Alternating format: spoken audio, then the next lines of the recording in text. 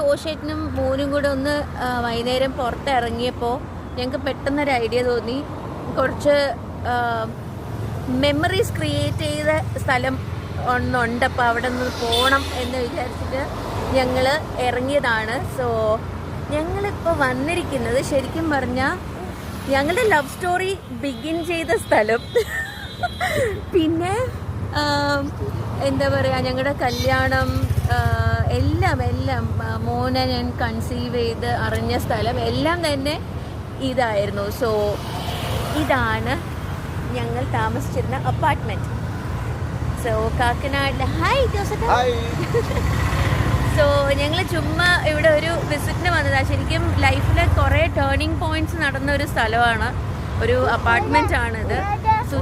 സ്വന്തം സുജാത എന്ന് പറഞ്ഞ സീരിയലിന് ആദ്യമായിട്ട് ഞാൻ ഇവിടെ വന്നപ്പോൾ താമസിച്ചിരുന്നത് ഈ അപ്പാർട്ട്മെന്റിലായിരുന്നു. ഒത്തിരി മാറി ഈ അപ്പാർട്ട്മെന്റിലായിരുന്നു. സോ ഈ റോഡും പിന്നെ ഇവിടുത്തെ ഓരോ ഈറ്റ് ഔട്ട്സും, പിന്നെ ഇത് ഒരു പുതിയ ചാപ്പൽ, അന്നൊരു ചെറിയ ചാപ്പലായിരുന്നു, ഇപ്പോൾ അതൊരു ഫുൾ ഫ്ലെജ്ഡ് ചാപ്പലായിട്ട് ഇവിടെ അവർ കൺസ്ട്രക്ട് ചെയ്ത് തുടങ്ങിയിട്ടുണ്ട്.